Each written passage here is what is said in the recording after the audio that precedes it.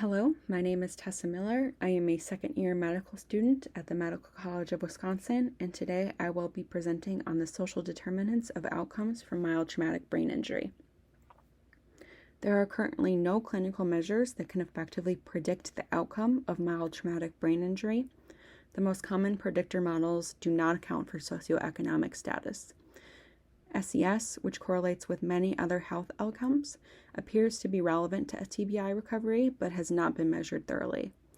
The Social Deprivation Index, also known as the SDI, is a composite measure per census tract of 7 SES variables that may be used to effectively predict recovery in MTBI patients.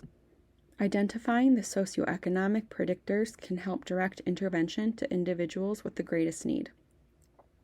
Our objectives were as follows: to characterize the association between SES, symptom, and outcome after MTBI, and to evaluate the incremental predictive value of novel SES variables, such as the SDI for predicting symptom recovery, as well as other widely used predictors.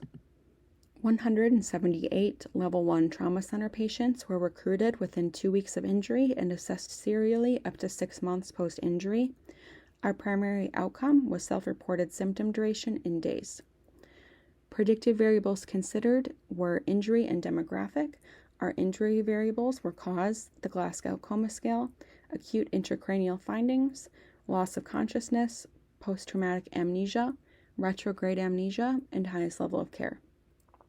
Our demographic variables were age, education, income, gender, health insurance, race, ethnicity, and SDI. The SDI was calculated for patients using their census tract and values provided by the Robert Graham Center.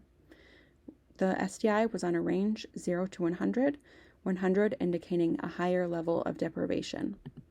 Variables included in the SDI were percentage-based and included percentage in poverty, in a single-parent household, in rented housing, in overcrowded housing, with less than 12 years of education, unemployed, and without a car. Our analysis consisted of 2 steps. Step 1 was a Cox regression to predict symptom duration from predictive variables, and Step 2 was building a parsimonious multivariate model. We found that patients in this sample predominantly had a high SDI score. We found that older, low SDI, male, Hispanic, and fall patients were all more likely to experience shorter symptom duration. A parsimonious multivariate model included gender, SDI, and cause of injury. The interaction between SDI and cause of injury was significant. Lower SDI predicted faster recovery, but only for those in a motor vehicle crash, whereas SDI was not a significant predictor for those who fell. Fall patients were more likely to be older and have greater socioeconomic advantage than MBC patients. Variables pertaining to demographics, socioeconomic disadvantage, and injury cause predicted symptom duration, whereas MTBI symptom severity did not. This implies that contextual and personal factors, like financial resources and the stressfulness of an injury, may have a bigger influence on recovery than injury severity, consistent with previous studies. Female gender predicted slower recovery, replicating a growing body of research finding that gender and sex are prognostic of TBI outcomes. The SDI is a novel index of regional social deprivation that predicted outcomes for some individuals. This indicates that more attention on SCS and its relation to MTBI outcomes is needed in MTBI research. Higher SDI predicted slower recovery for those in an MBC, but not those who fell.